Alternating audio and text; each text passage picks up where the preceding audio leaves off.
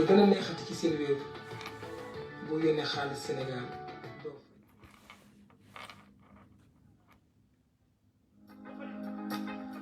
tàccu leen ni waay aja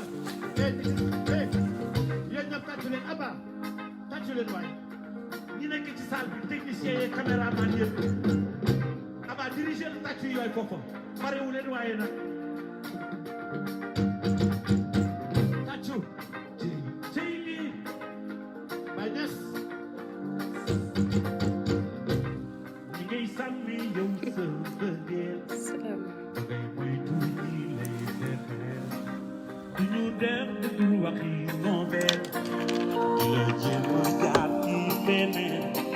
essaie de courir tant que de tourner daw daw daw daw bul faat waaw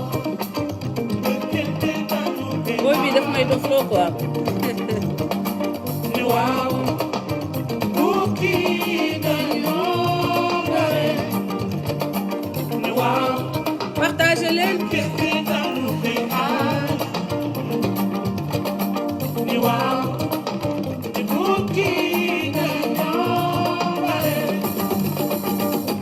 Partagez leen. Partagez leen ñu waxtaan rapidement. yow te ko letse waxul te gëte daw daw daw daw bul faale asalaamaaleykum ci ne Ndeysaan.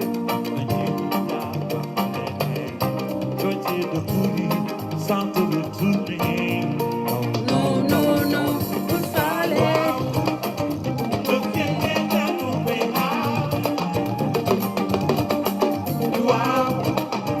Bukki dañoo bare. Waaw.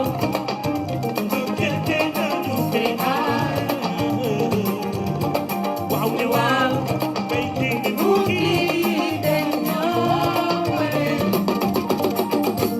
Partagez leen vidéo bi. Ndeysaan.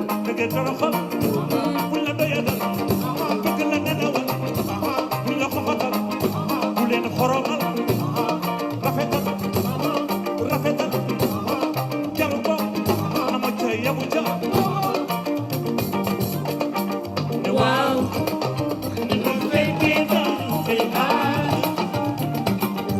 Partagez leen vidéo bi.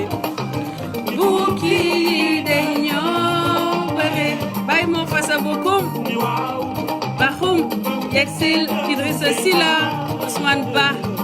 Alétine Djina Sall. Partagez leen vidéo bi. CODAS, le collectif de défense des droits de Adji Sarr ñoo leen di woo vraiment ndax ku def lu rëy am lu rëy ñu ñëw waxtaan ak yéen. Pape Niass, Mbaye Ndiaye partagez leen vidéo bi. C'est ça. Partagez leen.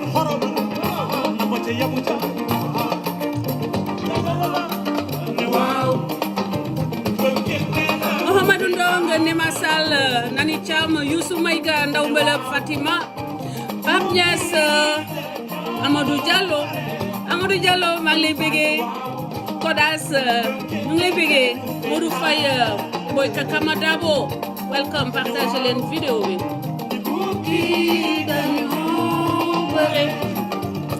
Partagez leen vidéo bi ñu ñëw.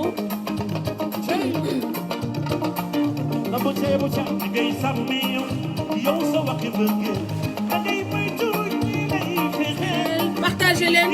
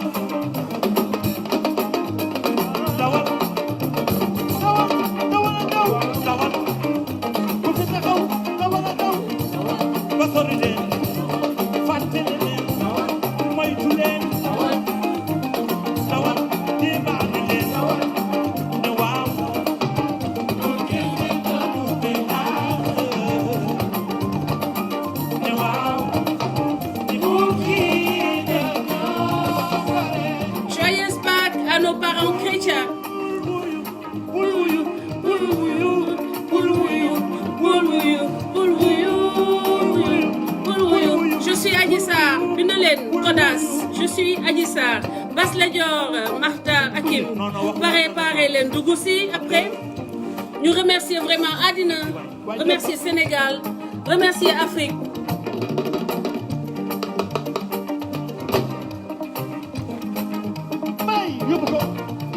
partagez leen nag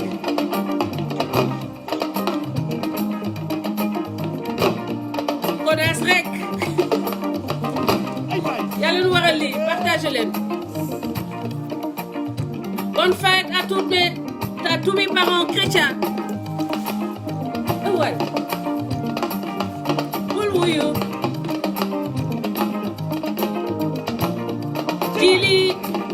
Jili création fi jaar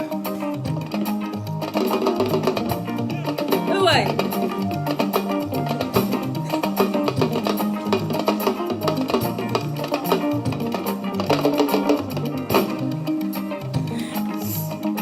la grande famille je suis Adji Sarr partagez leen vidéo bi Happy Easter joyeuse Pâques à tout le Sénégal à tous mes parents chrétiens partagez leen indiwuma sax tey sama téléphone bu mën a partager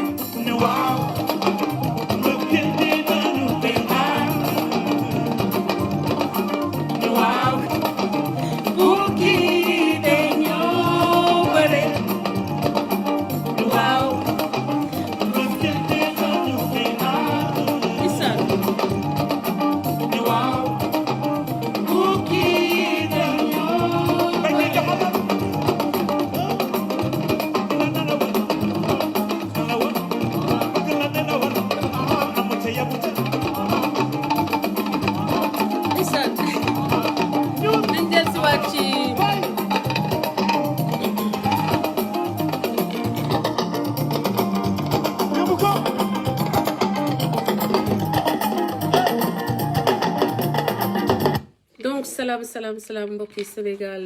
mbokki àddina si mbokki diaspora Lisa Amadou ma sœur merci et welcome maa ngi leen nuyu di ziare képp koo xam ne yaa ngi ci live vidéo partagé leen ko ma ñëw rek donc di souhaiter premièrement une bonne fête de Pâques à nos parents chrétiens di leen jox quelques informations donc le collectif de défense des droits de Adji Sarr di leen mu ngi leen di nuyu di leen wax ni collectif boo xam ne la mu ngi juddu il y a 15 jours il y a 15 jours ay milliers de personnes essaient nañu entrer en contact ak ñun il y a 15 jours la ñu créé collectif bi pourquoi parce que dañoo gis Sénégal organisation de défense des droits des femmes ñooñu nga xam ni ñoom ñoo jëloon mission wu défendre jigéenu Sénégal ñu gis ni dañoo toog seetaan ki nga xam ne mooy Adji Sarr xale boobu nga xam ni moo am benn problème boo xam ni daanaka dañ koy tuddee siif mu ne dañ ko siif ki ko siif doon benn homme politique boo xam ni daf ko yóbbu donc ci kanamu yoon ñu gis ni que organisation droits des femmes yi dañoo bañ nangootuñu wax ci wax boobu nanguwuñu défendre xale bi nanguwuñu ko jàppale loolu nekk loo xam ne ñun dañ ko ñaawlu ba tax ñu gis njàkkare bi nga xam ne Adji Sarr moo ngi ci ñu daal di ñëw décider doon ay yaayu Adji Sarr ay bàjjanu Adji Sarr ay nijaayu Adji Sarr excusez-moi ay nijaayu Adji Sarr ay papi Adji Sarr ay mag ay rakki Adji Sarr ndax dañoo gëm ni que doom la rek Sénégal lii fi am ci situation Adji Sarr mosu fee am mosuñu gis doomu aadama ñu lynché ko ci réseaux sociaux yi ak ci presse sénégalaise comme ni ñu lynché Adji Sarr un peu partout dans la presse sénégalaise beneen partie bi nga xam ne moo war a jàkkaarloog Adji Sarr am ay journalistam am ay bindkatam am ay waxkatam yoo xam ne dañoo sillonné plateau yi sillonné dugg fu nekk yàq deru doomu aadama boobu tudd Adji Sarr boo leen wootee léegi da ngeen may wax ban sens la am ma ubbi live bi rek ngeen wooma pour wax yéen léegi ban sens la am man ma dugg live est-ce que doo leen dugg live man ma ñëw ci seen live pour ñiy woote nii xam ne mënuma wax est-ce que doo leen am xel pour que man bu ma waxee léegi ubbi naa ligne bi ngeen commencé woote defe naa ni loolu moo gën a jaadu ma ubbi live bi ba pare may leen ma ubbi live bi ñëpp mën a commenter parce que fii démocratie la démocratie la ñun démocratie la ñu doxal baal leen ma ubbi ko commentaire public ma def commentaire yi public ñëpp mën a wax seen xalaat bu ñu sañoon dans le respect mais ku ci indi ab reewaande tam nous avons les moyens aussi de répondre à toute forme d'agression moom duñu bokkuñu ak sénégalais yi dañoo yàgg ak yéen xam na la ñu defanteeg yéen partagez leen vidéo bi settings waaw Facebook nag xam nga li ci soof bés bu ne ñu changé seeni affaire bés bu nekk changé te nañu fan laa war a fekk fi ñuy ubbee poste yi Facebook moom lii moom a soof seeni mbir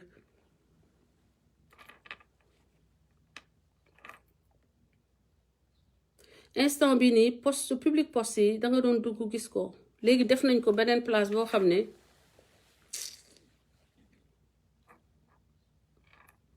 public feneen lañ ko yóbbu léegi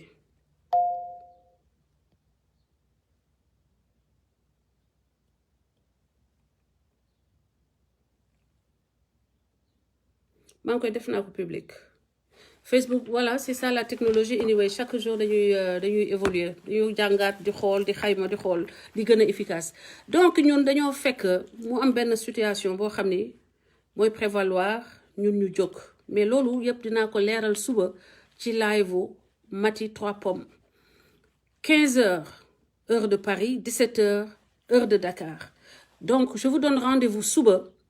dinaa leen leeral situation yi nga xam ne moo tax ba panel bi li ñu créé ko en 15 jours ñu am ay milliers de personnes yoo xam ne ñu ngi ñëw vers nous pour wax ñu seen problème li ñu dund ñoom milliers de personnes ci biir milliers de personnes yooyu il y a des gens qui viennent pour nous dire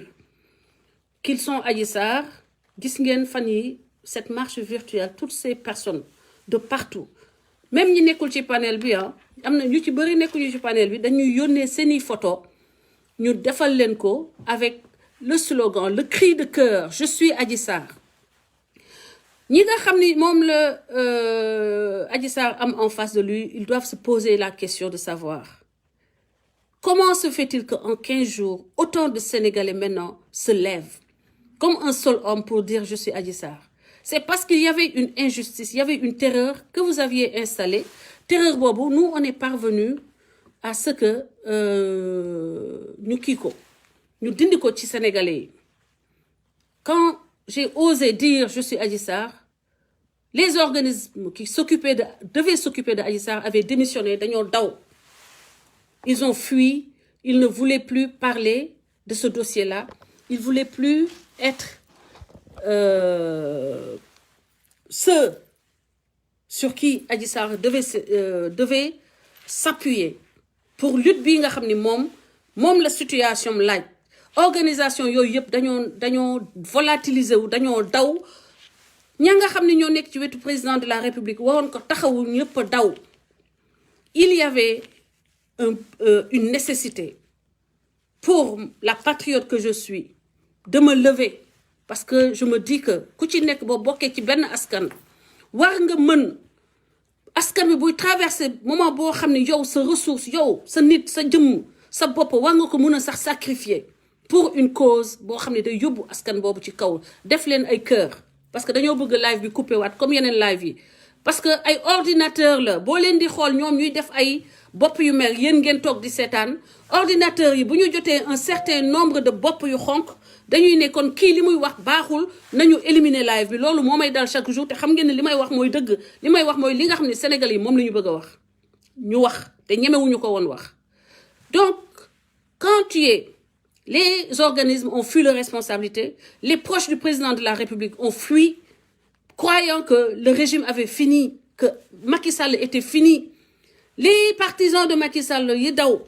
ak ñooñu nga xam ne dañoo nekkul woon sax côté l'homme politique là ñu dem daal di wëlbatiku nekk des grandes amazones ñenn ñi nekk des grands guerriers ñenn ñi nekk tout de suite ay militants Ousmane Sonko sax lay wax xanaa war ngeen rus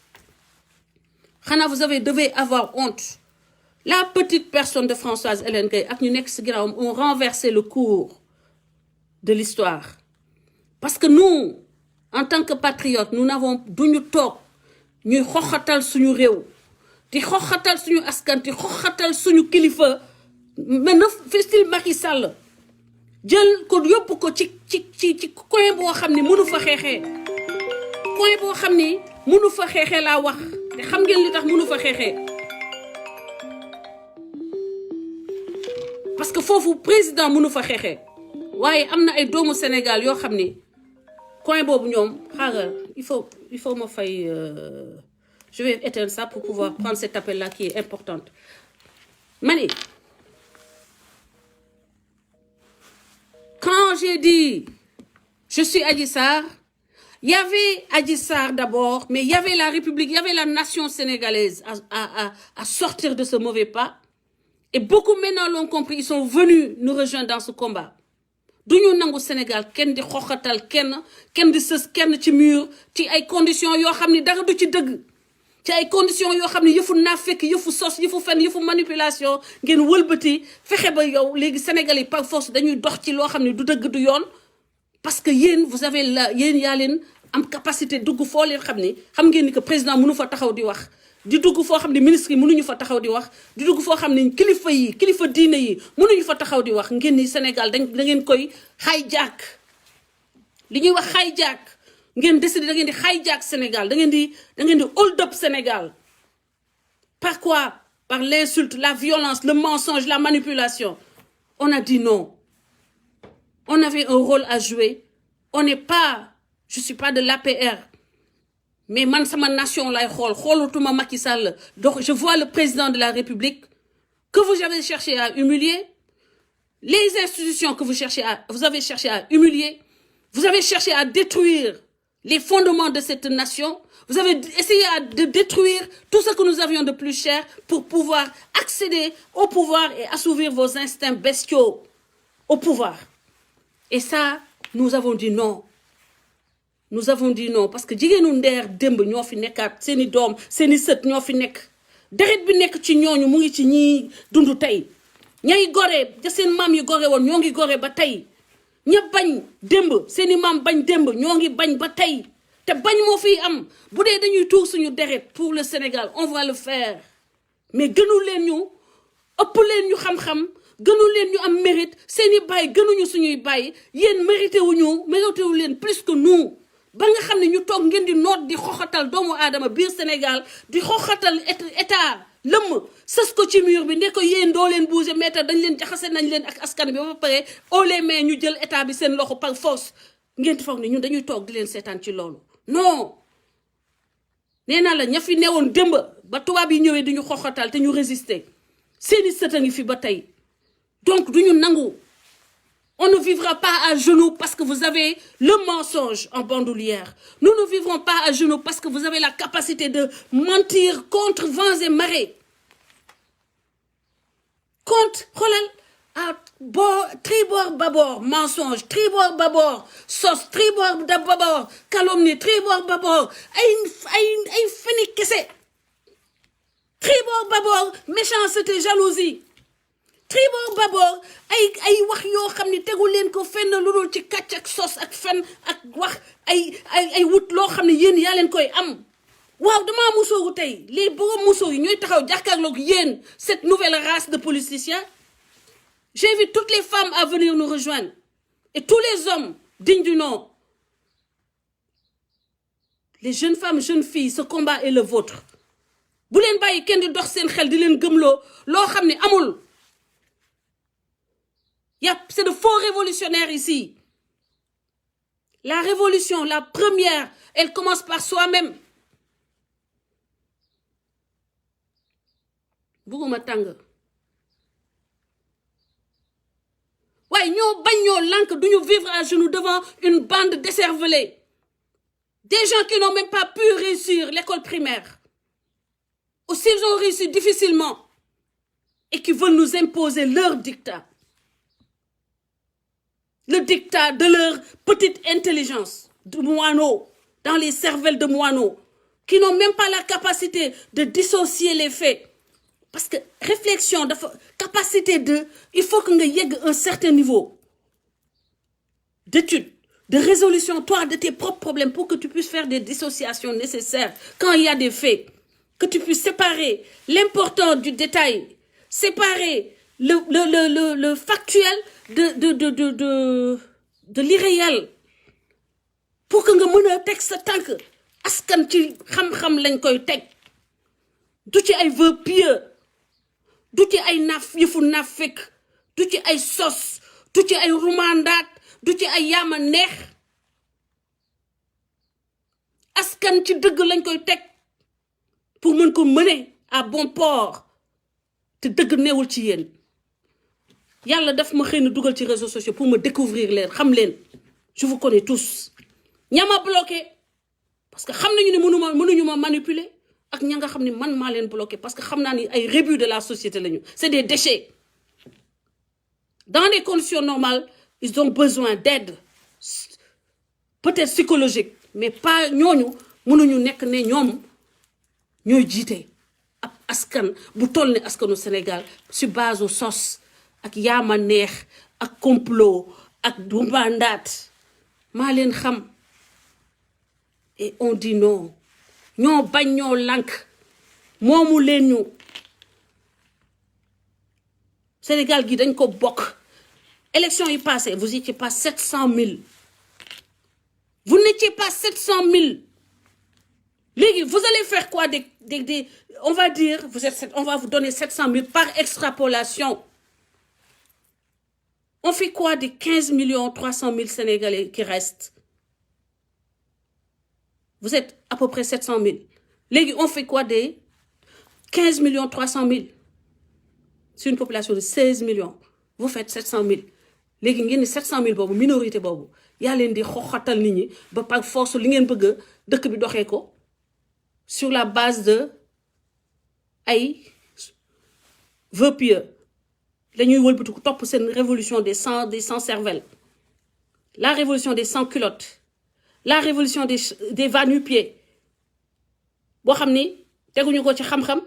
teguñu ko ci lu factuel sur des jugements de valeur sur des vœux pieux sur des rêves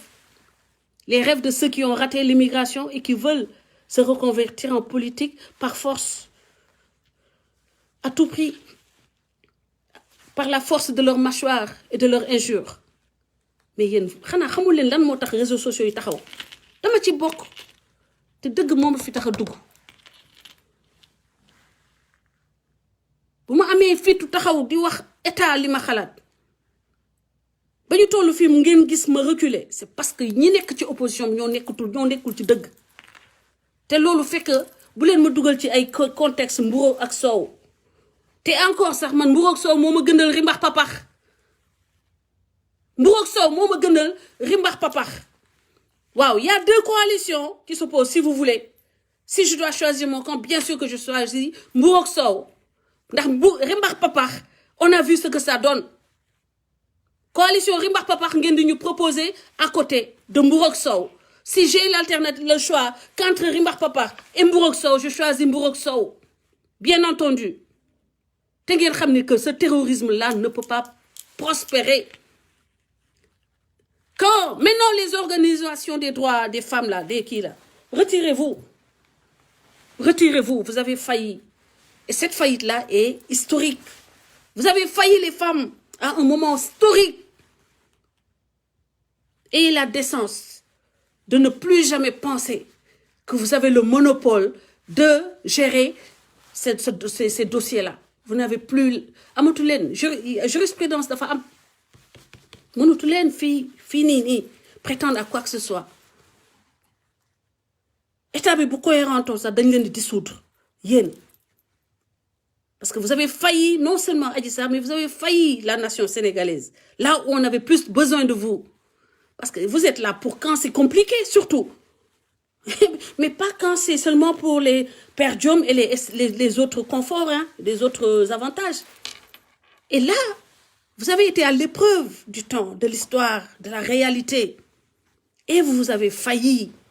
non seulement votre président votre nation votre État votre population les femmes mais la nation sénégalaise dans son ensemble vous les avez failli waxuma Adji Sarr nag moom mara détail looloo tax ñu nekk fii tey di wax Et cette défaillance de ces organismes-là, nous l'avions constaté depuis longtemps. ndax dama bari ay cas yu ma gis musuma ci woon gis ba naan waa ana organisation des droits des femmes yàgg naa poser la question pendant des années j'ai posé la question mais où sont ces organisations censées défendre ces femmes-là parce que boobu dama gis benn jigéen boo xam ne jëkkëram da ko góor jaasi dégguma ci coow li bari ma gis benn sénégalaise fii jëkkëram rendi ko moom ak doomam bal leen ma ci wax bi métti bi gisuñu leen dégguñu leen te c'est une sénégalaise ma gis yeneen cas barke démb y a une femme qui a été violée et tuée dégguñu leen donc dégagez le champ quittez il est temps d'aller à la retraite les faits démontrent que vous n'avez plus les ressources pour défendre les femmes sénégalaises laissez-nous défendre les femmes sénégalaises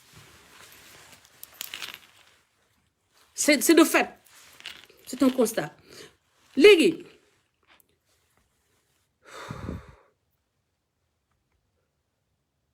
je dois appeler parce que xaw ma tax urgence la maa ngi jéggalu partagez leen vidéo bi s'ils ont peur ils doivent démissionner si les organismes ont peur ils doivent démissionner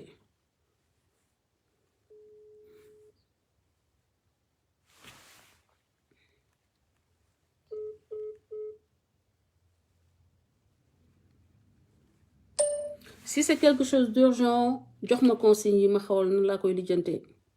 bu dee lu urgent la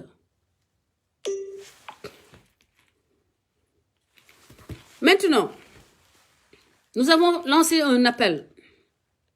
face à la volatilisation jàpp leen terme boobu volatilisation mooy comme li ndox di def boo ko tegee ci naaj ils se sont volatilisés et il y a eu un avocat courageux qui a pris en charge Adji Sarr qui est Maître El Hadji Diouf nous le saluons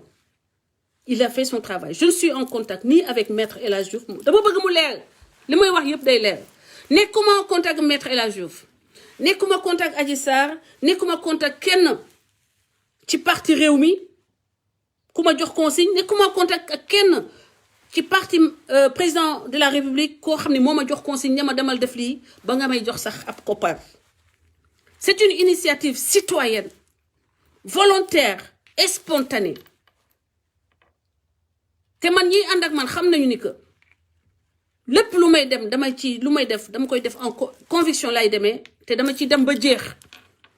maa ngi ni dama ciy liggéey pas quasiment toute la journée parce que man duma def dara di ko rater di ko échouer lu may liggéey noonu laa koy defee lépp lu may def noonu laa koy defee man allo jàmbaar maa ngi ci direct bi nii waaw mais kenn déggu la danga may jox consigne rek rapidement su ma paree ma exécuter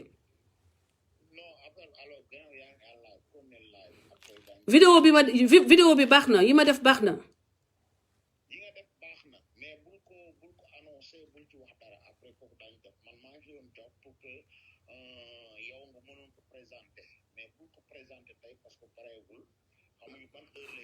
waaw mais mun nga ko jox Mati éventuellement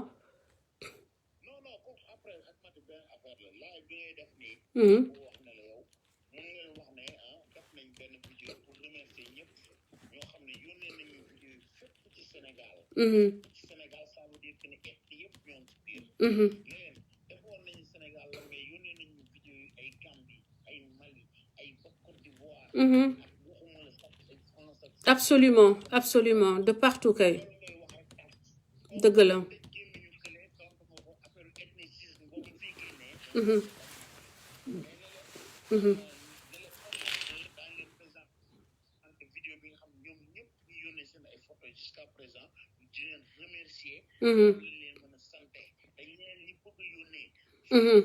partage leen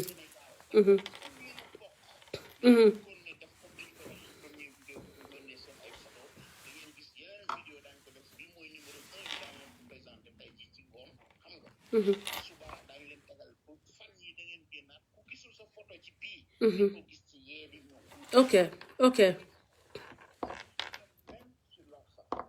d'accord ok merci beaucoup ok ça marche ok voilà donc sama gars yi donc di leen wax ni que ci heure yu néew di ngeen gis benn visuel benn vidéo boo xam ni dañuy remercier donc toutes ces femmes là qui sont venues nous rejoindre dans ce combat jigéen yi nga xam ni fu ne ci àddina si lañu ma contacter pour mën a ñëw jàpp ci xeex bi nga xam ne mooy justice pour Adji Sarr woo fu ne Mauritanie Gambie Bénin Mali Gambie moom mention spéciale waa Gambie mention spéciale yéen waa Gambie ak waa Mauritanie dañoo mujjee def bin parce que bu ñu leen bàyyi woon war nañu mën a ubbi lu mat ñaari panel les femmes de France et les hommes de France merci yéen tamit yéen jigéen ñi nekk Amérique merci gis nañu seen taxawaay yéen tamit ak góor ñi nekk Amérique donc di leen wax ni que lii nii c'est un nouveau départ pour jigéen yi nga xam ne dañuy dund violence domestique jigéen yi nga xam ne dañ leen di sàkku ci seen bërëbu liggéeyukaay te duñu mën a wax jigéen yi nga xam ne dañ leen di sàkku ci biir kër yi te duñu mën a wax jigéen yi nga xam ne dañ leen di sàkku ci milieu bu mu mënta doon université yeeg fu mu mënta doon liggéeyukaay beeg fa ngay defee stage ak ñooñu ñëpp ñu leen di wax ni que sa numéro téléphone boobu ngeen di gis ci sama mur 00 951 867 89 39 foo leen ko defee di ngeen bàyyi leen message boo leen ma jotul bàyyi leen message ci kanam dinañu joxe yeneen numéro yoo xam ne di ngeen mën a contacter ñooñu en temps réel ñu taxawu leen ba ci tey jii bu leen wax xamee ni que violence yi jéggi na dayoo dinañu toll peut-être moment boo xam ne victimes yi yenn victimes yi bëgg a wax public dëgg li nekk seen xol pour que ñu mën leen dimbale jox leen ay xalaat jox leen ay conseil ci kanam loolu tam dina nekk benn aspect wu combat bi ñu jox leen parole sans les juger ñu dénoncer wax li ñu dund Sénégalais yi mën leen jox nopp bu baax bi di wax ni nag comme ni ma defee woot keroog sama live wax leen ni que problème bi li ci njàkk soxna si borom salon bi moom mooy njàkk jot naa ay information beaucoup de témoignages sur Ndeye Khady beaucoup de témoignages yoo xam ni dama nekk ci feetu Pâques duma ko mën a génneegum bu Pâques bi passé dinañu ñëw ci un live bi nga xam ne mooy continuer live bi nga xam ne moom la ñu commencé woon mooy le live sur Ndeye Khady parce que pour man lu ci njàkk moo may njàkk di wax ni suba dinañu dem ci live u Maty 3 Pommes Maty 3 Pommes nekk nag journaliste bu mag vraiment bu liggéey defe naa ni fii réseaux sociaux mag moom rekk a fi doon def live te wax dëgg yàlla fa mu yóbbu live man yóbbu ma fa live quoique maa ko njëkk a commencé live mais bien sûr que sa compétence en tant que journaliste permet na qu'elle ait fait la différence vraiment et c'est un live de très grande qualité. On donnera la parole suba dina jox la parole au CODAS, le collectif de défense de Adji Sarr. Donc na ngeen nekk au rendez-vous te ngeen pare joxe seen contribution ñun bañuñu ku contre que ñu défendre jigéen de mais xam leen ni que yéen ñooñu bañ ñu défendre jigéen yéen yaa leen suñu principal adversaire parce que yéen yaa leen tax ñuy siif xale yi ci yaa leen di siif xale yi yéen yaa leen nekk di toroxal seeni jabar te duñ ko mën a wax yéen yaa leen nekk di abuser ay jigéen parce que dañoo néew doole parce que da nga leen ëpp doole xam ngeen ni boo leen demee devant la justice du mujj fenn avec ni suñu dëkk demee wala da ngeen di siif xale bi wala ngeen toroxal ko wala ngeen ëmbal ko après ngeen def négociation ak ay famille xale bi mais dans le cas de Adji Sarr comme dafa nekk loo xam ne yaakaaru milliers de jeunes femmes la yoo xam ne dañoo nekk victime de viol ak de violence faite aux femmes na dossier bi yegg parce que dañ fiy jaaree def thérapie de masse pour l'ensemble des victimes toutes les Adji Sarr silencieuses et qui nous observent font que ñoo tax ba CODAS ne que la justice fasse son travail, que le dossier aille jusqu'au bout. Toutes ces femmes qui ont été victimes de violence musuñu ñeme ñu ngi xaar dossier Adji Sarr pour que ñu am fitu ñoom tamit génn wax. Donc c'est très important, ça va au-delà de Adji Sarr et de Ousmane Sonko qui sont deux citoyens, deux justiciables. te dossier bi ki war a yàkkamti ki war a dimbale coopérer fully coopérer complètement totalement avec la justice mooy ki nga xam ne dafa bëgg a mener demain aux destinées de ce pays parce que mënoo bëgg a administrer ay justiciable nga ne yow doo mën a nekk doo justiciable maanaam yow dañ lay seppi teg la fële wala ngay ñaawlu que ni justice bi dafa sooke yow nga bëgg a teg loo xam ne day tax ba justice bi gën a sooke donc ay intervention yooyu yëpp baaxul ndax intervention yooyu day wane ni ko kon kii parewul pour defaraat Sénégal parce que bu fekkee ni pare na pour defar Sénégal moom dafa war a wax que dossier bi na yegg devant la justice ñu restaurer les lettres de noblesse de Dame Justice. Ce dossier devrait être moom occasion bu muy professer que moom dafay mettre à contribution pour que la justice sénégalaise soit réhabilitée, la justice soit restaurée dans ses lettres de noblesse parce que moom dafa bëgg suba moom loolu da ko ŋaññ di ko wax di ko ñaxtu di ko métitlu am na occasion pour one justice one àddina si que la justice sénégalaise moi en tant qu'homme politique d'envergure je vais contribuer à lui redonner ses lettres de noblesse je vais aller coopérer pleinement avec la justice def naa ni dégg ngeen fi may waxee mbokk yi cette initiative est citoyenne elle ne vient pas de l'État elle vient de Françoise Hélène Gaye qui a utilisé sa visibilité ses réseaux pour dire non à l'humiliation de la nation, de l'État, de la République par un groupe d'individus, à la mise à terre de nos institutions, au règne de l'insulte et de la terreur,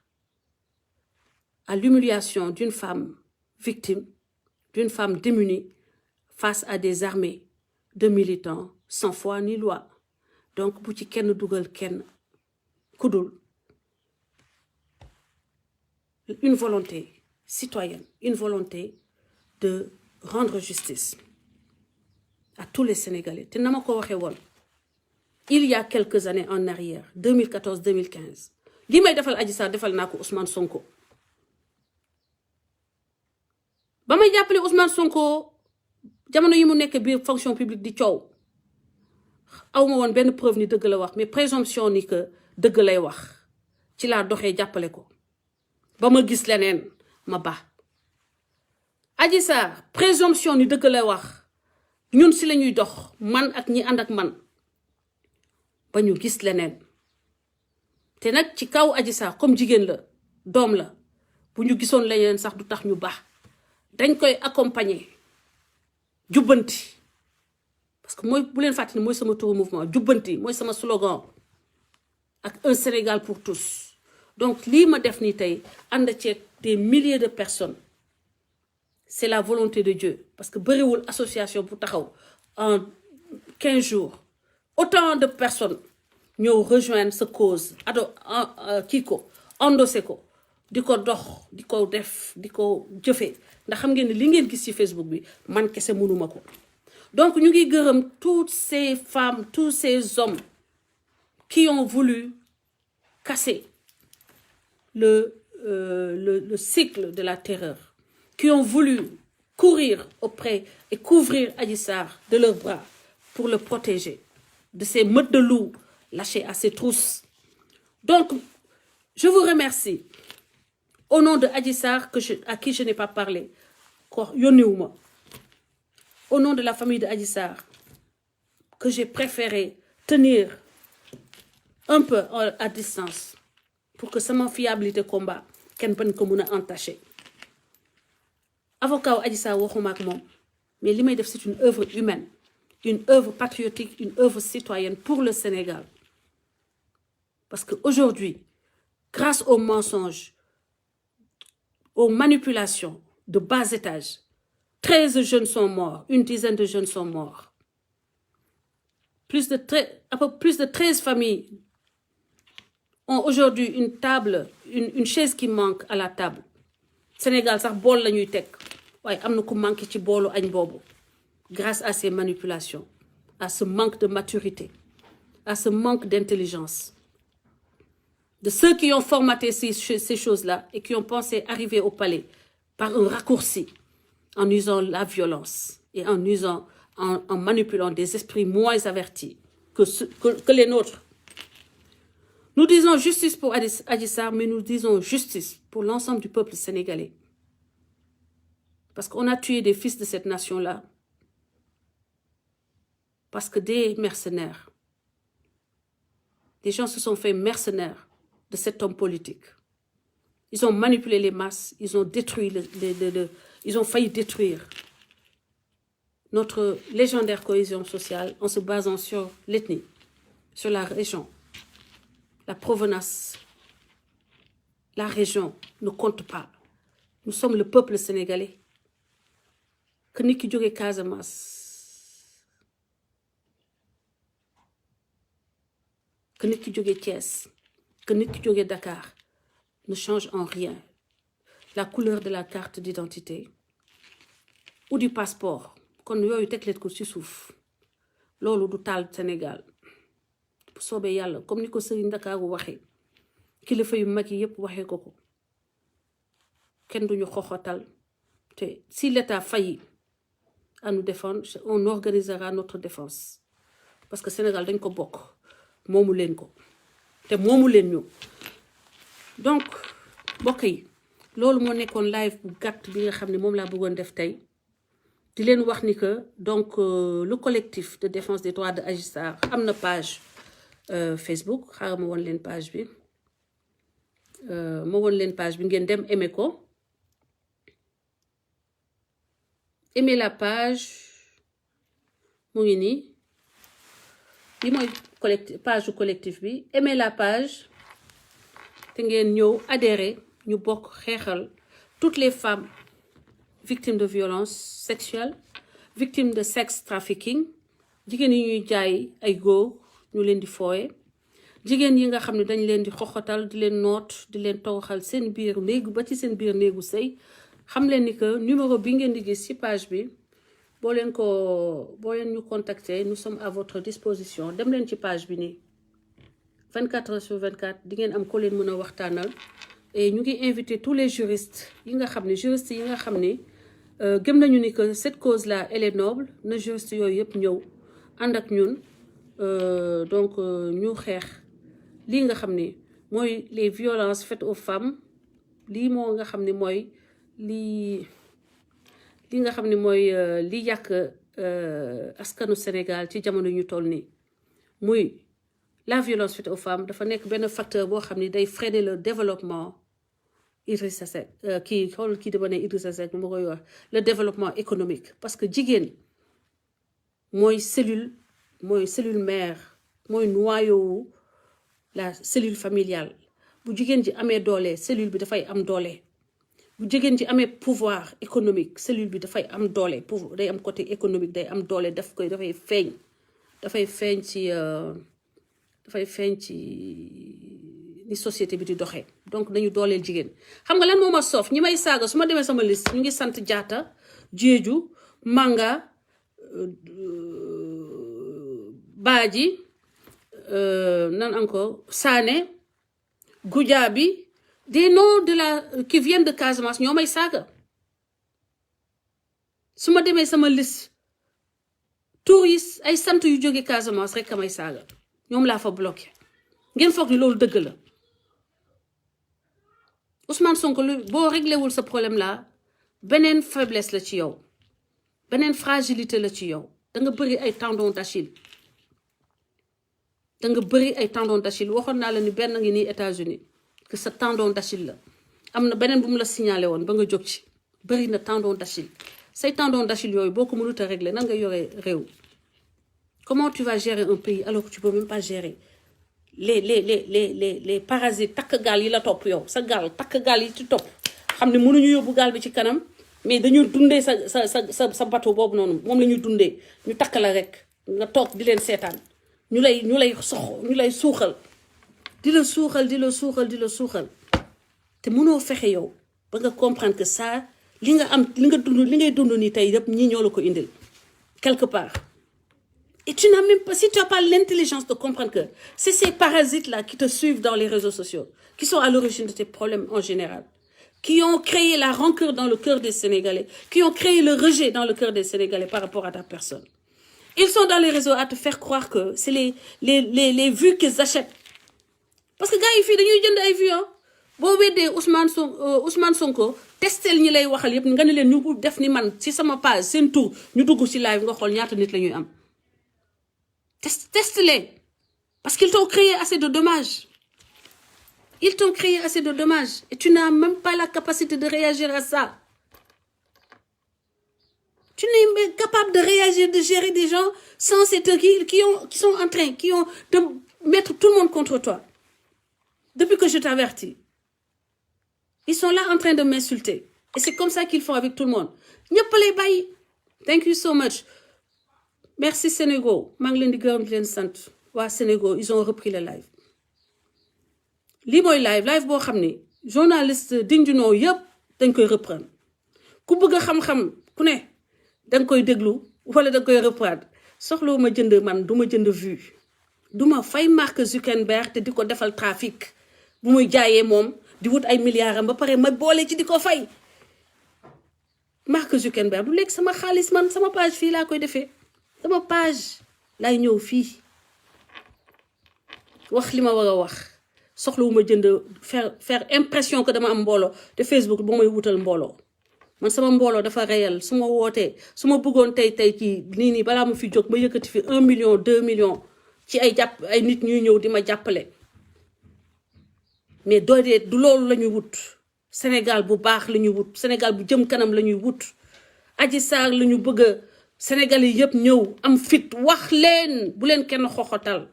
nous sommes Adji Sarr je suis Adji Sarr parce que Adji Sarr mënoon na nekk sama rak Adji Sarr mënoon na nekk sama doom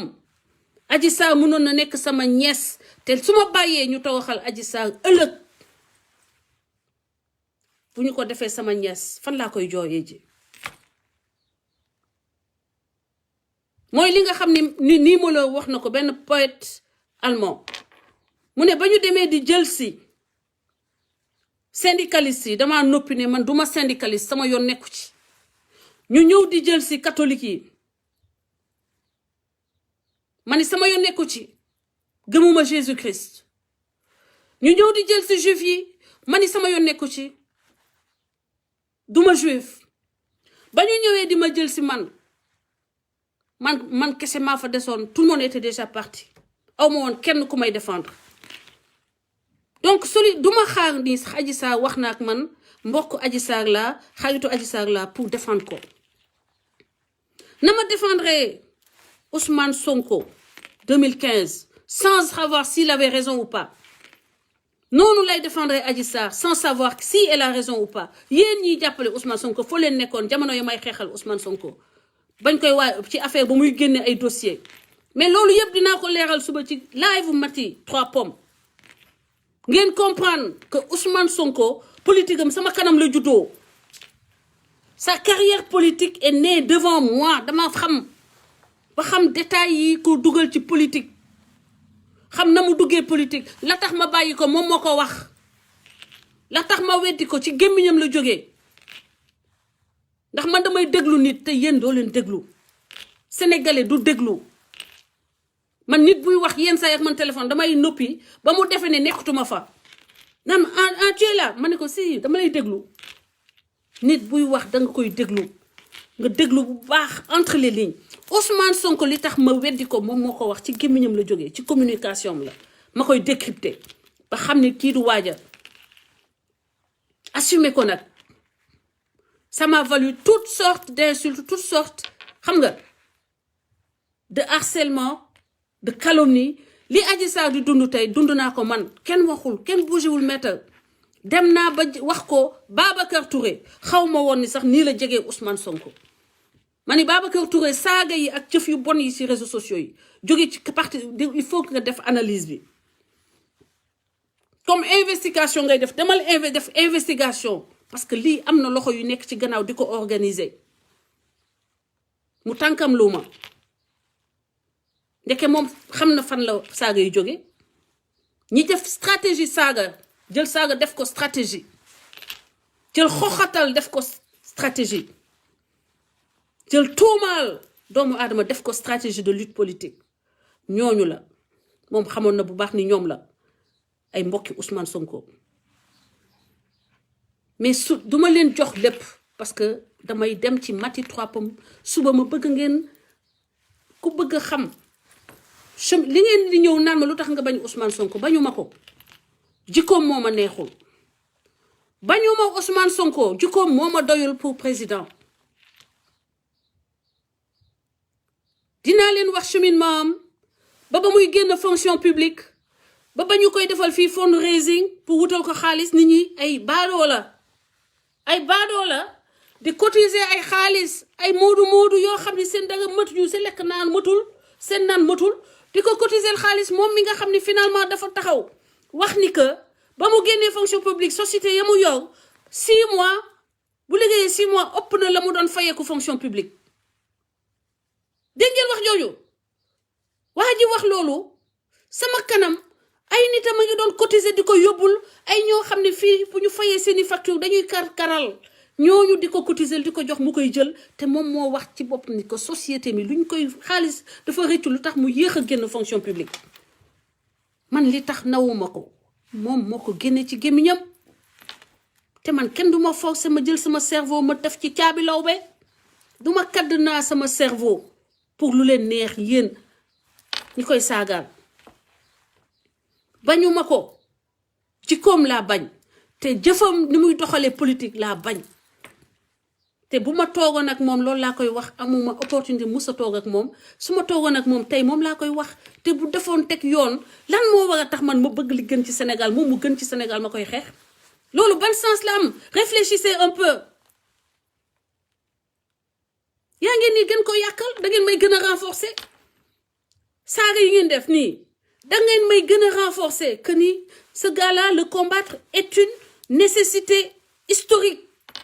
est un devoir historique pour le salut de la nation sénégalaise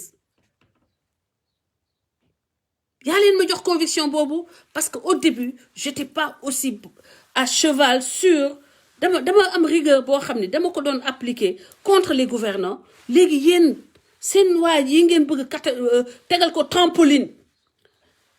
nit ñi di rang yéen ngeen tëbal ko rang bi ne ko yaay ñëw ci kanam par force ku wax ñu daggal ñu dammaloo sam léegi nag moom day wone lu ko jar j'ai compris vos mécanismes depuis longtemps j'ai compris les mécanismes de la manipulation que vous avez faite il y a pas longtemps qui a failli brûler le Sénégal je vais pas me taire la petite Adji Sarr yaayam dafa génn àddina bu amul ku koy defaan ay yaaya ngi nii taxaw ay milliers mënuma leen sax ñoom ñëpp dugal je vais être obligée de créer plusieurs panels mu nekk encore difficulté boobu ma doon am déjà que je n'arrive plus à dormir mais je suis convaincue que ce que je fais est salutaire pour le pays pour la République pour la nation sénégalaise c'est pourquoi je continue à m'y atteler malgré les ingratitudes yi may dund man ndax amul ku fi am xëy na Idrissa Seck lañ ma gën a xamal ma koy défendre mais ku fi am injustice défendre naa la ku ñu fi teg injustice défendre naa la même ceux qui n'avaient pas droit à ce que me défendre leen mais man toujours principe bu que nit ki fi ni ma mel la mel que duma ñëw di ma fen xanaa ci li ma yaakaar léegi nation bii nga xam ne moom la ñu am en partage muy le Sénégal du am ay citoyens de seconde zone te yéen waa ñi ànd ak waa jooju di Ousmane Sonko da ngeen jàpp ni que léegi raykatu nit sàcc mandikat njaalookat bu xësee ba dugg biir Pastef di jàppale Ousmane Sonko rek nekk na malaaka c'est-à-dire que nit ki na rey nit na doon sàcc na doon fenkat na doon njaalookat na sàcckatu oto sàcckatu nag lu mu mënti doon walankaana bu nekkee biir Pastef rek nekk na nit ku baax waaye keneen ka nga xam ni àndul ak Ousmane Sonko amul lenn lu baax ci moom ñi baax ñu ngi ci Ousmane Sonko keneen ku àndul ak Ousmane Sonko rek yow baaxoo caga nga bu dee jigéen nga caga nga bu dee góor nga góor jigéen nga bu dee boo waxee ñu ne fenkat nga boo jëfee ñu ne dañ ko jënd ñaata yoon ngeen ma fenal ni Macky Sall jox na ma wax ngeen fi benn boo xam ne da ngeen ne jox na ma 20 millions jox na ma 100 millions bii mujjee nii lii may def ni ne ngeen jox na ma 10 millions jox na ma ay terrain jox na ma passeport diplomatique laaj leen Mohamed Fadel ba ma tasee ak moom aéroport Dakar dama ko jox sama passeport ma ne ko xoolal ma sama passeport diplomatique bi pour que nga mën ma confirmer bés te yàlla mënoon na def ma bañ a tasee ak Mohamed Fadel dama ko jox sama passeport ne ko gis nga sama passeport diplomatique bi pour dire que yéen ñi ànd ak Ousmane Sonko jàngawoo feebar xaw ma nag dañ leen war a opérer xaw ma la ñu war a def waaye am na lu ñu war a génne seeni biir xaw ma ndax épidémie fen la xaw ma lu mu doon ku ci dàq fen nga ni kii koy boo leen di lim ñi lay ñuy waxal Ousmane Sonko au delà même sax de Ousmane Sonko ñu ko dafa ngeen jël fen def ko stratégie de communication systématiquement fen ak violence systématiquement violence ak fen et puis ngeen foog ni que yéen Sénégal xanaa vous savez vous vous êtes trompé de peuple vous vous êtes trompé de peuple parce que le peuple sénégalais n'a jamais été poltron Sénégal tapet ya fa nekk dañ leen di compter benn mais dëkk boo xam ni nee naa la maam yu baax yi fi jaar yëpp yaa ngi dégg histoire tradition de lutte Sénégal ay royaume la woon dañu doon xeex le Sénégal c'était des royaumes on se battait les gars ñun réew mi ñu bokk dañu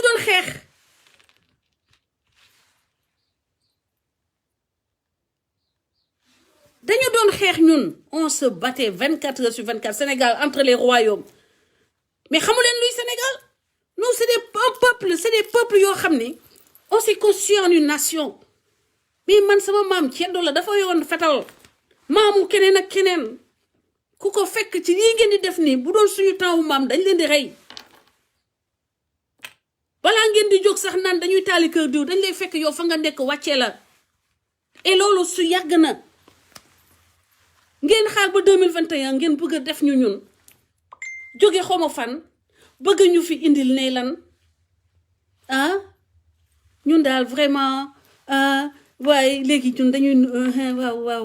waaw kay Ousmane Sonko ñu jaamu Ousmane Sonko ngeen bëgg yéen mais voilà c'est normal aussi on comprend pourquoi vous pouvez penser ça parce que xamu leen Sénégal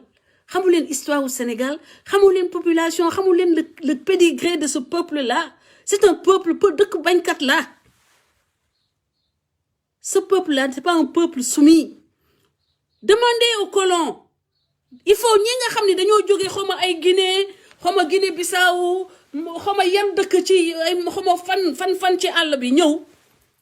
ñun def leen ay sénégalais dem leen laaj les colons damay njëkkee ci colons yi bateau yi daanu yi ñu jaxasee ba yegguñu Amérique yëpp ay sénégalais ñoo créé insurrection bi bateau yi nga xam ne dañoo échoué sur les côtes ba ñu peuplé ay Martinique ak yooyu ñu créé xeex ya am ci bateau bi ba bateau yi yegsiwuñu Amérique ay sénégalais lañu original bi laa wax de waxuma baalu njaafeen yi ñëw fekk si ñu yaa leen di tax nit réew sax mani la bateau yi les bateaux qui ne sont pas arrivés durant l'esclavage les insurrections ont été créées par des sénégalais ba après gars yi dañu doon moytu sénégalais yi nga jël léegi entreprise yi lan moo tax dañuy dem ci yeneen dëkk du ñëw Sénégal parce que sénégalais dafa respecter ay droit am ay akam ak yelleefam day exiger ñu jox ko réew moomu ngeen ñëw ne leen léegi vous allez vivre à genoux Ousmane Sonko koy wax ngeen di jëf Ousmane Sonko mooy lancé ay deuxième vague te doomam du génn jabaram du génn rakkam du génn nijaayam du génn benn mbokkam génnul ci mbedd bi Vous pensez que nous... Dans quel pays vous croyez?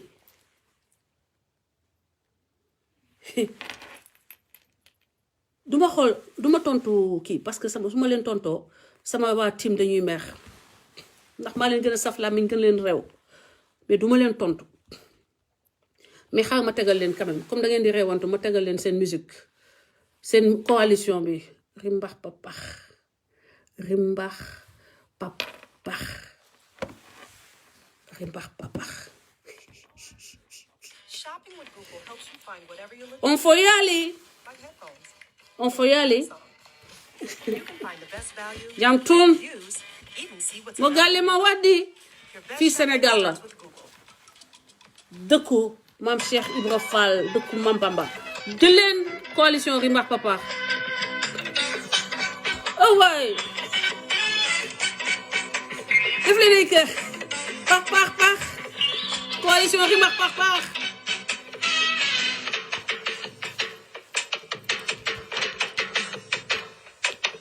Je parle des livres, je parle pas des ignorants qui prétendent connaître. Je parle des enquêtes, des livres écrits sur l'esclavage. Wax rek. Coalition rimbax papax. Ouais. Sama sang, c'est mon sang qui parle, c'est mon sang. Waaw aca léegi nag ñu jël 2 participants. ambassadeur non fi nga fël la dafa nooy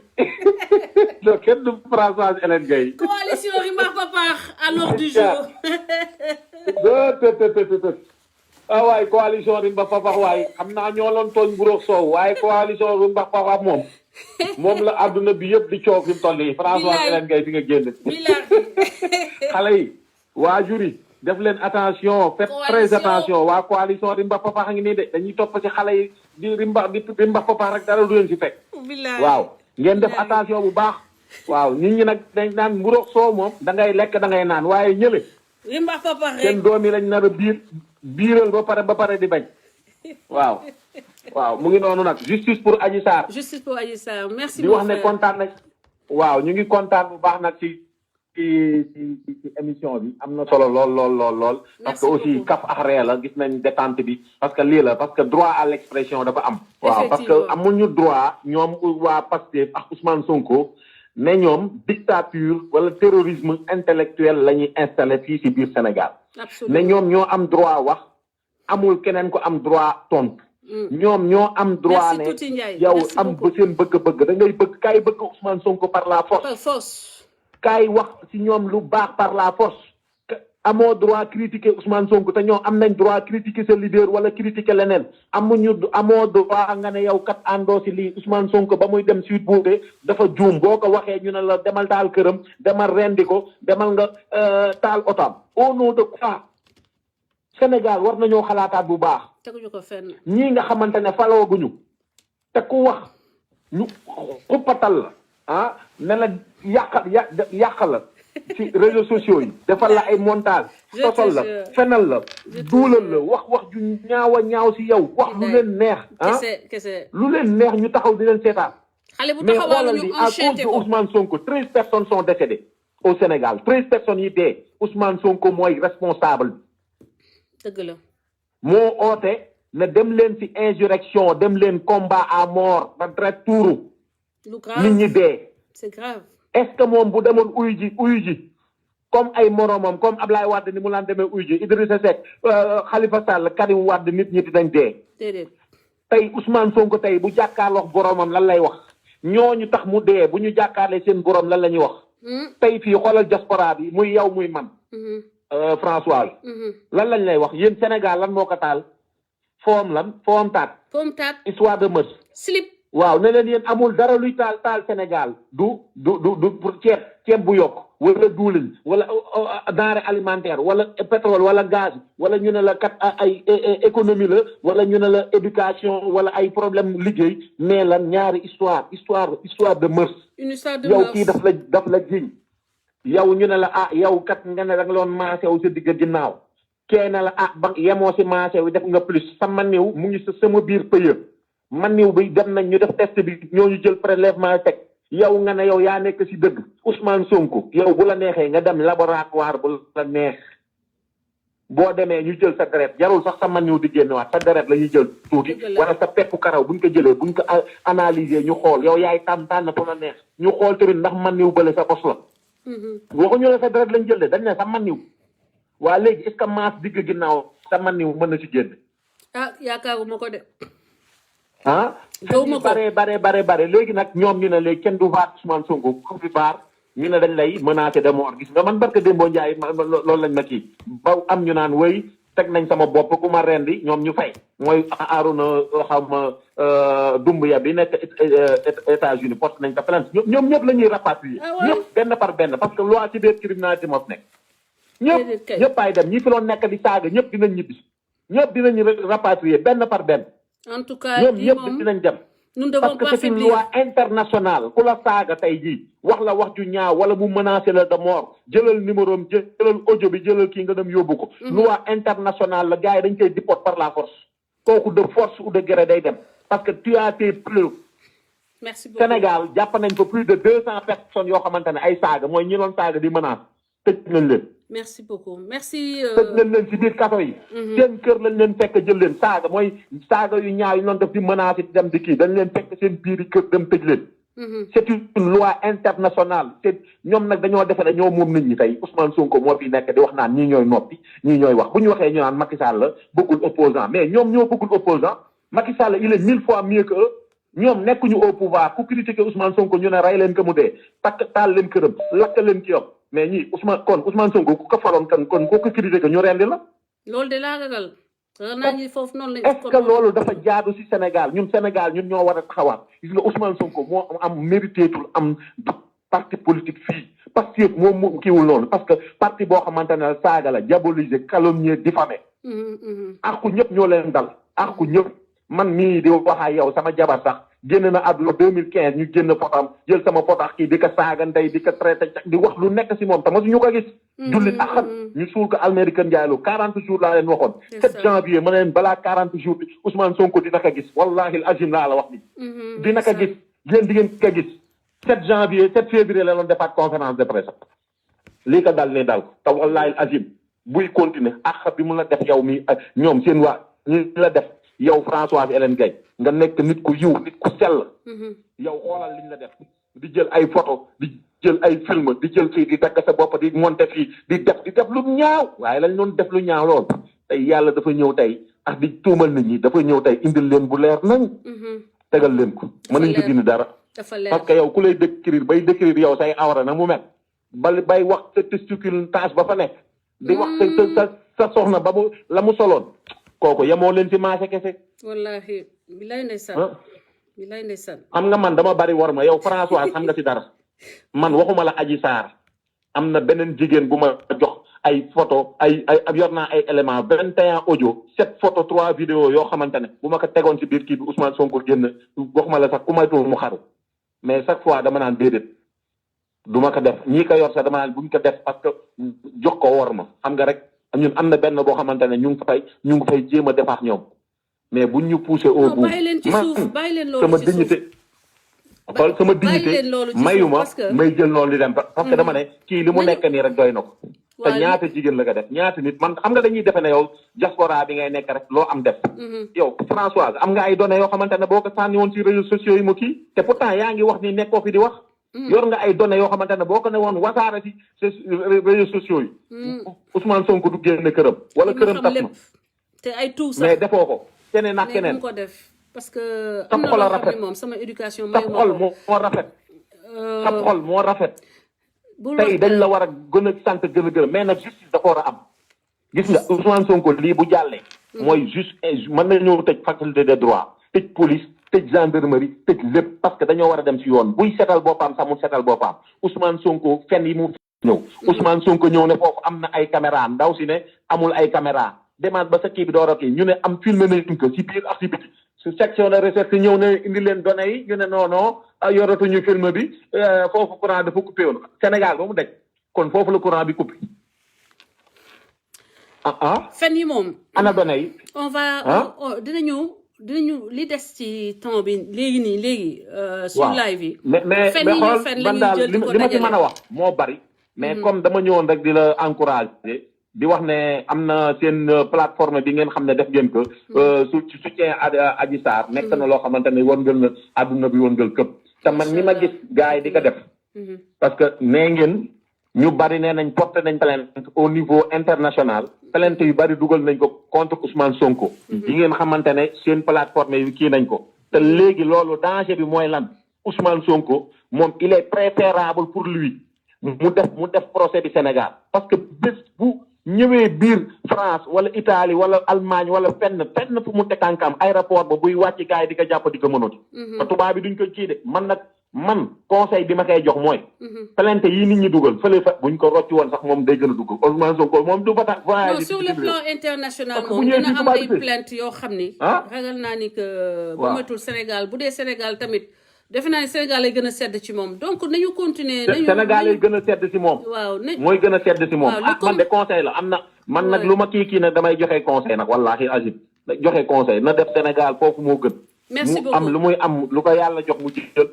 bu paree après lu ñuy négocier foofu ñu négocier. merci parce que man li may dégg nii di ka gis yéenewu ma ko kenn yéenewu ko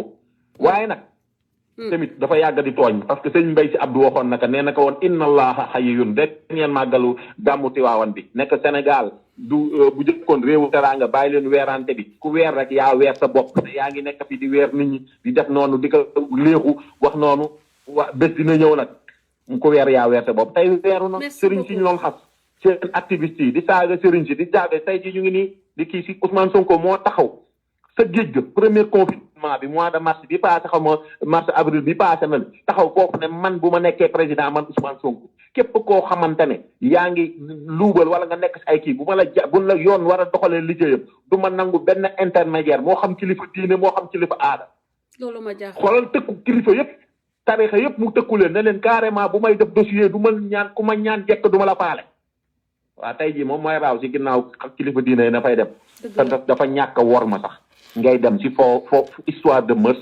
nga Ousmane Sonko ngay ñëw ci kaw xarit général des Mourides wala Tidiane nga fay taxaw di wax lool saaga diine islam la. dëgg la lan moo la fa indi yow yàlla indiwu la fa yonante bi indiwu la fa dara indiwu la fa ñii dee noonu ñoom même bu ñu ñëwee sax kenn wax Serigne Touba ñaata yoon lañ ko tooñ saaga ko xas ko maam El Hadj Malick bu Kunta Ndiassane Baye Niass Limaamu Laay kenn deewul kenn xaruwul kenn génnul taal. moom Ousmane Sonko nag mu am problème ak Adji Sarr mu tax ne mu ne naa génne leen xale yi taal leen Auchan yi taal leen Total yi et cetera mais ça c'est de l'incorrection. Sénégal bu leen wateel Ousmane Sonko Sénégal il faut que Ousmane Sonko mu dem wuy ju yoon bu dee moo nekk si dëgg ñu jox ko dëgg bu nekkul si dëgg ñu kii ko moom ak Adji Sarr ñoom bokk même droit Adji Sarr nag du yaayam dafa génn àdduna tax na kenn faalew ko mais nag Sénégal yëpp dañoo kontaan seen mouvement bi am ci man moom maa ngi si biir man justice rek laa dañ ne mieux vaut subir l'injustice que de la commettre te du ma taxaw fu ñuy noote doomu aadama nañ dem si devant la loi ku am dëgg ñu jox ko dëgg mu jeex loolu kese la mais fi mu toll nii voté di immunité parlementaire ay nit dee 13 personnes dee 2000 personnes dem au chômage Ousmane Sonko joxu leen ko gisoo kooku loolu wax ne day indi sax ay projet pour dindi ay mbali sax ñoom ñu téye di ko xas yow proposé woo yaa ngi ñàkkaloo nit ñi liggéey que lay jëlaat 24 personnes di commencé kii nga nekk noonu dafi am di jël ay kii di ay histoire mu sax ay golax di ñu bëgg di ko ñii. waaw mais histoire muus boobu lan la maa ngi dégg loolu depuis man ambassadeur xolal damay wax xolal tey jii laay gën a ma du da ngeen di menacé tey laay gën a wax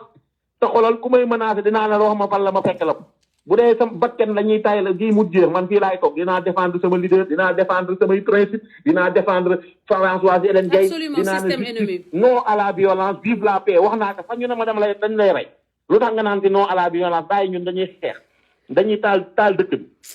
au nom de quoi Ousmane Tounkara il doit payer il doit aller en justice parce que moo fi nekk naan dem leen taal kër Sow dem leen taal kër Assane Sylla dem leen taal kër diw di jël li def au nom de quoi taal kër jàmbur yow yor sa kër li ngeen di def. nit ñi mën nañu sax amuñu ko Sénégal mu taal sa oto. en tout cas matelas sax ñu amul matelas sax Sénégal ñooy taxaw naan dem leen taal kaw diw parce que xamuñu njëgu tonne ciment. xamuñu njëgu tonne fer. xamuñu njëgu lasso. mani la dara yoruñu ko. Ousmane Sonko ba mu waxee ne ba mu waxee ne dafa dem parce que suba gi biñ ko waxee ne yow la dana demul. porte-parole ne demul Ousmane Sonko giiñal nekk demul waat si alxuraan ne masula dem salon de massage. maître Tall vidéo mën naa la tegal audio bi wala beneen yoon nga teg man yor naa ko bi léegi mu kiiwaat la même chose. yónnee ma ko ma teg ko ah. yónnee ko dinaa ko teg léegi mais dama war a gàttal parce que live tey bi live bu gàtt la. waaw et puis coordonnateur ba nekk Touba naan ay kii moom tamit dafa waat ne Ousmane Sonko nee na ko demul. waaye ba ko ci section de recherche envoyé ay vidéo envoyé ko ak audio ak photo dana woy sama ndey yàqu na ne conférence de presse d'accord ne Sénégal wax ko dëgg yàlla dem na. waaye nag damaa feebaroon. merci dama ay kii yax yooyu noonu. merci waaye nag ndax def na wala deful. loolu moo ñu koy wax wasalaam. waaw aji waaw merci beaucoup ambassadeur dama juste pour Adji Sarr. su ma reetaanee yaa ngi may reetaanloo ba amatuma doole ko wax coalition di Mbappé Pax moo xew de. waaw Ousmane Sonko créé na coalition bu bees di Mbappé Pax. woddu leen nag xale yi seen pax woddu leen bu baax. merci beaucoup merci jaajëf ambassadeur merci. Voilà, donc mon éconseiller frère ambassadeur de from Kër Ndiaye Lo depuis Paris from Kër Ndiaye Lo muy patriote bu mag di ko jaajëfal di ko gërëm bu baax borom xolu jama vraiment di patriote nekk 24 heures sur 24 à la tâche. ma bëgg a wax ni que l'affaire est très simple ay activistes ñeneen ñoo xam ni mag ñoom fi nekkoon ñi am fit c'est-à-dire ceux qui ne se laissent pas impressionner ceux qui ne sont pas manipulables Ousmane Sonko. yóbbu ñëw ñu topp la ña nga xam ne nag dañoo am ambition politique coûte que coûte ñu réaliser ko tey ñooñu ñu continuer daal di lang si yow gëmb mu ma tax nañu xool ba ban moment ba jusqu'à quel point ils vont accepter la cécité intellectuelle qui est la leur parce que les faits sont parlants. Adji Sarr daf la ne nga sëgg bëre Adji Sarr daf la ne Ousmane Sonko sëggal bëre yow nga ne nee na nga bàyyi saako yi. Ousmane Sonko jógeel ci saako yi te ñëw bëre waaw mais Nafi Santana amul leen vidéo mbër boobu nga xam ne day daw waa ji ñu koy xëcc muy daw di génn kii yi doo leen ma ko indil yónnee leen ma waaye vidéo waa ji nga xam ne dañoo dugg ci làmb ji moom muy daw di génn loolu c'est exactement la situation entre Ousmane Sonko tey ak Adji Sarr Adji Sarr nee na ko yow il est l'heure wan na ko montre bi ne ko sëggal ñu bëre bu ko nee sëggal ñu bëre Ousmane Sonko wuti saako yi Ousmane Sonko ñun Sénégalais dañoo ne nga ñëw ci géew gi waxuñu nga bàyyil saako yi te ñëw ci digg géew gi lii ne këcc ne jonn nga bàyyi saako yi ak di expliquer juge yi ku ci nekk nga bëgg ko expliquer mbër ya toog ci beneen camp ba sax yaa ngi leen bëgg a expliquer que c'est-à-dire que bëggoon nga bëre waaye booy seet ni sa clavicule sa clavicule nga demoon maase ji xam nga clavicule normalement fii la nekk yow nee nga sa clavicule nga bëgg ñu dàmpal la nga laal sa dos bi ne clavicule bi moo am benn genre problème léegi dañu ne définition yooyu yëpp jaru ko claviculo sternum sacrum dañoo ne nga sëgg bëre coalition Rimbax Papax duñu wax mbel ba ñu ne làmb ji du am Adji Sarr nee na da ko yàkkamti nga ne da nga yàkkamti sëggal bëre te bàyyi coow li te bàyyi saako yi Ahmed Aïdara Guy Marius Sagna keneen ak keneenoo taxul ba combat bii nga tëgg yaa ko tëgg danga koy bëre danga jël avance su Adji Sarr génnal ci saako yi te ñëw bëre loolu la ñu wax bàyyi leen seen yaa bàyyi telaale xaar mbay ma jaaga xaar ma bàkk ko tuuti bàyyi leen seen yaa bàyyi telaale ma njëkk la tegal bii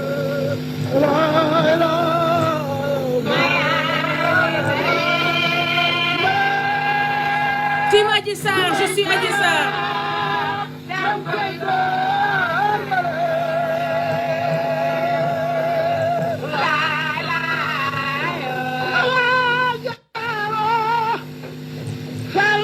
mettee bésub keroog ku lay jàmbaar sam xel deetul toog ndeysaan jàmbaaro waaw waaw ay Ousmane Sène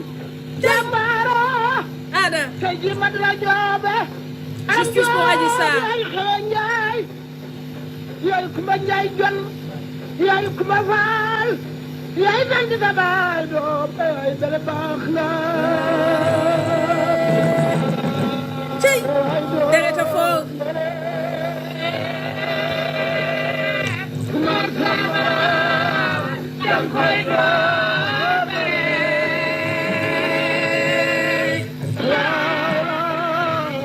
mayane bare Kumar Samba dang koy doome kaaro yàlla mi leen kaare ay kaaro yàlla ay lamba bu jaar góor nekkul jigéen a koy moom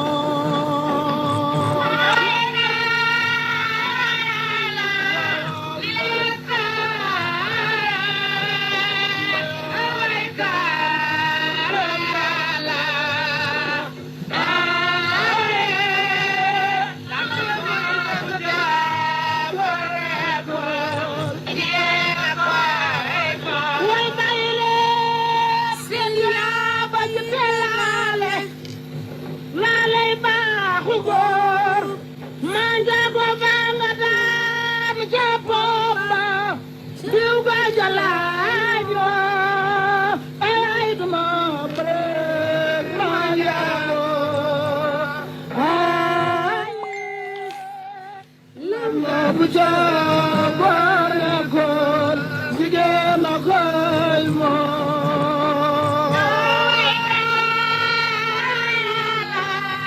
leen kaaro ay kaaro ay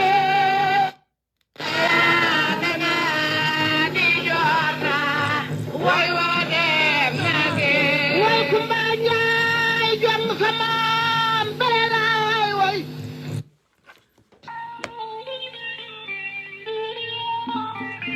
sama gars yi non bii dafa siluise torop man kii bi laa bëgg original bi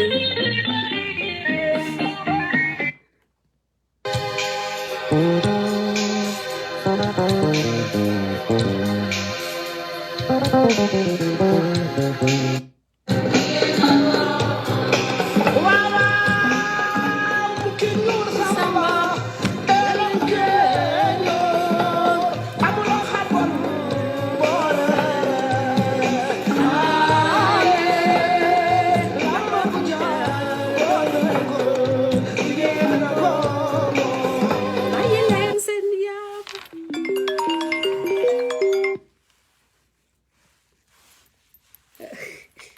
ok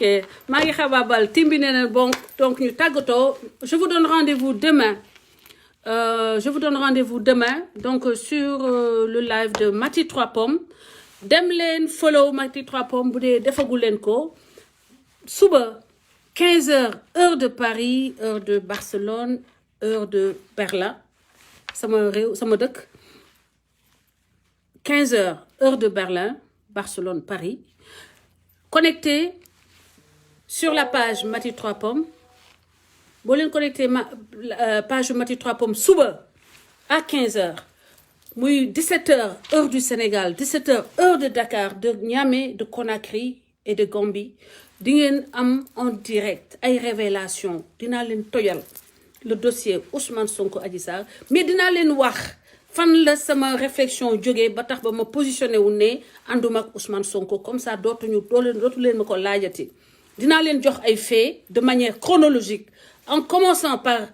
sama compagnonnage avec Baba Aïdara l'honorable citoyen Baba Aïdara lépp lu nit wax ci mbiru pétrole mu nekk mu jógee ci cerveau am te ma nekkoon di taataan ma meloon ni Ousmane Sonko di taataan ci Baba Aïdara mais dama delloo naax bi njuk xoromam parce que fu ma waxee damay ne lu ma xam ci pétrole Baba Aïdara moo ma ko tax a xam waaye tey ji gis ngeen ni que beaucoup de Sénégalais dañuy foog ne lu ñu xam ci pétrole Ousmane Sonko leen ko tax a xam déedéet la ngeen xam ci pétrole ci Baba Aïdara la jógee donc suba dinaa leen indil chronologie wu événement entrée en politique wu Ousmane Sonko accompagnement bi nga xam ne au début ñun ñëpp dañ ko adopté woon accompagner ko ak rupture bi nga xam ne de confiance bi nga xam ne moo am sama digganteeg Ousmane Sonko ba tax ba ma retiré wu à partir de 2018 jàkkaarloog ay équipe am te au départ benn critique bu simple laa teg ñu commencé ma saaga ne doo ko fi waxee ñu pare ci loolu ñu wax ci kaawu Adji Sarr bii nga xam ni dafa conforté man ay crainte ak ay peur yi ma amoon par rapport ak Ousmane Sonko ay doute yi ma amoon te nee naa leen samay doute yëpp moom moo ko génnee ci gémmiñam li tax man ma bañ ko wóolu moom moo ko wax te suba dinaa leen jox preuve yi ngeen xam ni que ànduma lenn loo xam ni partisanerie la ak subjectivité sama lépp comme ni ma ngeen ma xamee woon nekkoon samay xarit may dox ci dëgg boobu laay dox ba léegi Ousmane Sonko moo teguwul ci dëgg moo tax man suñu yoon séparé wu mu jaar nii ma jaar nii parce que man kenn du ma xoxatal sama dëgg moom laay àndal sama biir bàmmeel léegi nag sama cheminement personnel di ngeen ci xam dara suba xam ni que li may wax nii amul haine amul lenn amul fen amul sos mais lenn lu dul dëgg bañuma Ousmane Sonko amuma pour bañ ko doomu Sénégal la bu dee moom moo gën ci Sénégal yàlla na ko yàlla jox réew mi waaye bu fekkee ne li ma gis ci moom dëgg la yàlla bu mu jot nguur gi parce que ce serait un danger pour le peuple sénégalais et même toute la nation sénégalaise serait mise en danger parce que gis naa ci moom immaturité gis naa ci moom ñàkk dëgg gis naa ci moom ñàkk xarañ te ñett ñooñu boo ko gisul ci ab njiit gisuma lan la mën a indil sa askan di wax ni amul dara loo xam ne nag dafa personnel. xool leen l'enfant daw na génn l'enfant daw na génn l'enfant daw na génn nee na ba l'enfant nee na ba xër ñaat la mujj sa rëy ba ñu ko rëjjee daal l'enfant dafa daw la mujj sa rëy te moo doon wax gaa yi jóg leen jeex na. donc lii daal mooy image Adji Sarr ak Ousmane Sonko daanaka daal Adji Sarr dina ko kay bëre saa waaye la ne mukk du ci dal dañoo ne nag ñun waa CODAS xoolal Ousmane Sonko na dossier bi teewul expliquer arbitre yeeg ñi nekk ci touche bi sëgal bëre dem leen devant la justice mu jox la say ak jox Adji Sarr ay akam ak yelleefam loolu mooy li ngay boolee àddina si sëpp fédéré leen sur le fait que yow li ngay professé mooy que justice sénégalaise dafa sooxe te yow da ngay wane ni que mën nga aider à restaurer la justice sénégalaise nga professé aussi que da nga bëgg a defaraat Sénégal nga won justiciable yi que tu es un de leurs mais pas quelqu'un qui soit hors de portée de la justice di nuyu nag di gërëm di jaajëfal bu baax suñu kilifa diine yi di ci jiital kilifa jàngu ji kilifa gi nga xam ne mu nekk Touba muy sama deuxième kër donc sëñ Mountakha di baalu ak kilifa diine yëpp donc waa sëñ Babacar Sy bu Tiwaawoon bu Njaasaan Ñaseen Laayeen yi Pire ak fu kilifa diine mës a nekk rek ci àddina ba ci ñi nekk ci biir ay pakaaw ak yooyu yëpp ñu ngi leen di ziar képp koo xam ne yaa ngi woon ci live bi di la wax ni boo amee loo fi dégg te mu nakari la ñu ngay jéggalu ndax Pâques bii ñuy Pâques di ko fête depuis démb la résurrection du Christ doon tey ci guddi dañoo bëgg dugg ci sell bëgg ci ak set bëgg dugg ci ak di dox ci loo xam ni dafay amal l'humanité dans son ensemble njëriñ di wax ni que bañuma Ousmane Sonko amuma problème ak Ousmane Sonko mais j'ai un problème avec le mensonge j'ai un problème avec la manipulation j'ai un problème avec les contre-vérités et les fake news dont ils abreuvent les Sénégalais pour arriver au palais. Maintenant, vous passerez sur le cadavre de milliers de Sénégalais puisque vous voulez utiliser la violence pour vous soustraire à la justice. Maintenant, bu fekkee ne yow mi bëgg a nekk président sénégalais yaa décidé da ngay soustraire à la justice. Quel Sénégalais tu veux administrer? Ban Sénégalais nga bëgg a jiite? Non. Sa waay xoolaatal say comportement ak li ngay doxal nii yaa ngi discréditer sa combat. Tu ne veux pas être un justiciable et vouloir administrer des justiciables. L'enfant daw na génn nee na ba l'enfant nee na ba xër ñaat la mujj sa rëy ba ñu ko rëjjee daal l'enfant dafa daw la mujj sa rëy te moo doon wax gaa yi jóg leen jeex na. allahu akbar bon xaaral ma tegal leen nag en hommage à Adji Sarr parce que sa maman dafa nekkoon kuy woy mbiru kii yaayam dafa doon def ay kii séeréer dafa doon woy yu mel nii amaguma ay woyu yaayam exactement mais dama leen di tegal bii rek di ko rendre hommage à tous les sérères des îles à tous les sérères qui sont dans le live, à tous les sérères qui sont un peu partout dans le monde, à tous nos cousins Diola, à tous nos samay jaam yi alpulaar yi may seen buur mais temps yi ñi ñëw ci panel bi yëpp dinaa leen signer seen certificat d'affranchissement. Je vais vous signer l'affranchissement, vous êtes garanti parce que comme vous soutenez Adji Sarr, une jeune fille démunie, ça veut dire que nous avons les mêmes valeurs. C'est certificat d'affranchissement signé naa ko bés ni ki tey yéen les alpulaar qui sont dans le panel CODAS le collectif de défense des droits de Adji Sarr di nuyu bu baax kilifa yi nekk suñu biir les experts qui sont venus et qui se situent un peu partout dans le monde di leen wax ni maa ngi bëgg a def ak yéen benn réunion pour que ñu mettre en place le panel Dakar le bureau Dakar. képp kuy expert dans le domaine des violences faites aux femmes dans le domaine de la justice ñu ngi lay woo nga ñëw oh waay deret baa ngi yëngu de oh waay séeréer rek may leen ma non tëgg bi tëgg bi dafa am fu ma yóbbu maa ngi jégalu tëgg bi nii dafay commencer day génnee ci man les fibres deret bi dafa fort deret a fort déglu leen woy bi ça c'est en l'honneur de Adji Sarr et de sa famille may naa leen lii waay ana bokk séeréer yi alpulaar yi joolaa yi ñoo ñooy samay mbokk jambooñ ak ageen sama mbokki joolaa yi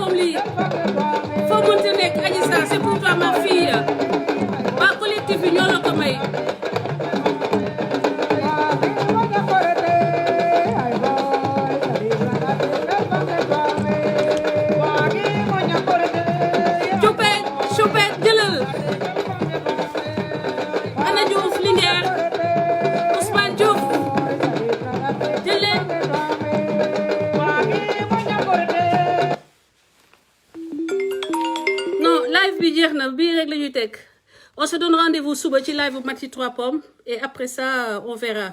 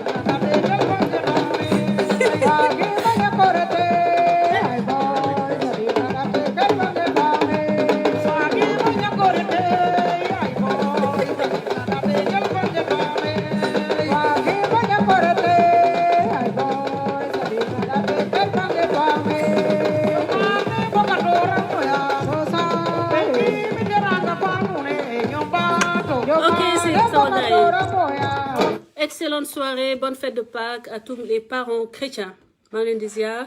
di leen jox rendez-vous comme je l'ai dit plus tôt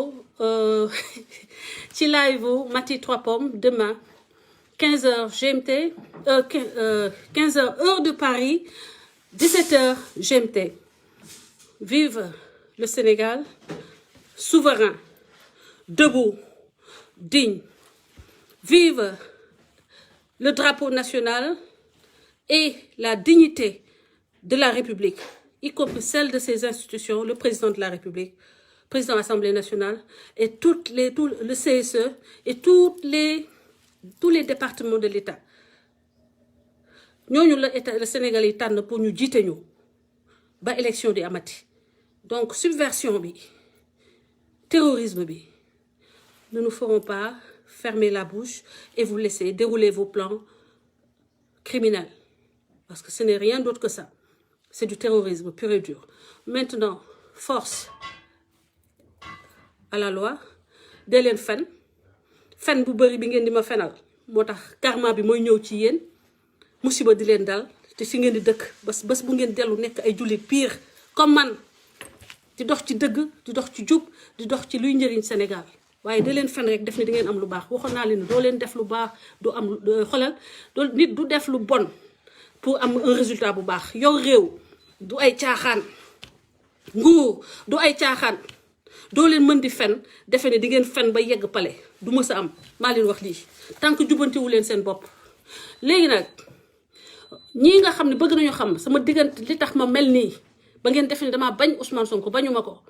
dëgg bi nga xam ne moo tax laa gis ñàkk dëggu ak manipulation yi muy def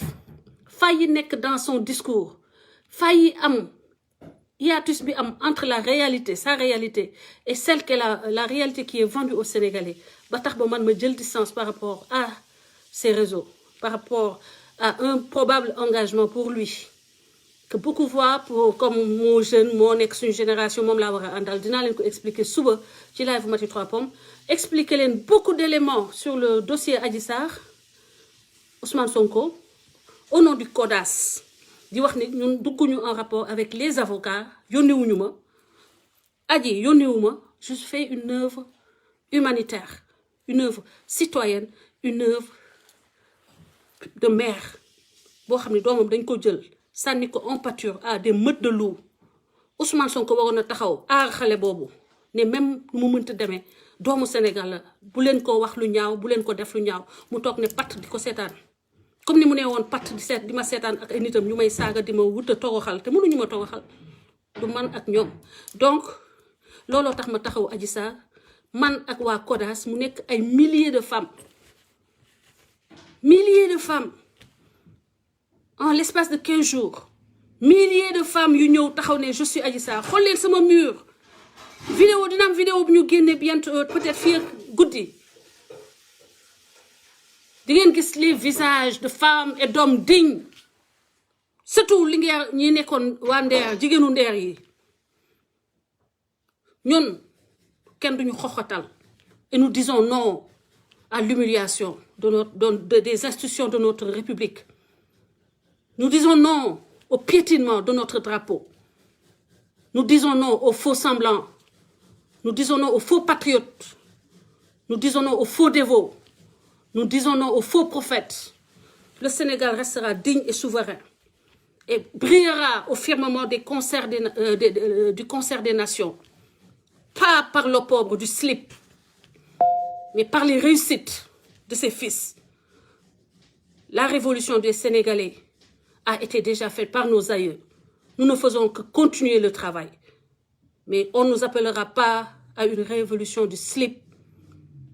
Révolution yolom geño du fi amee. Révolution yolom geño kenn duñu xoxatal kenn ñun fëkk yóbbaalewuñu parce que lii ne suñu bopp yi xajul sax ci bopp Ousmane Sonko mi nga xam ne moo tax ngeen bëgg ñoo sonal. ci lu leer rek ci expérience internationale ak leneen réussite personnelle sans per diem sans fonds commun ñu tëj sama gars yi. Bonjour tout le monde, je suis Méline.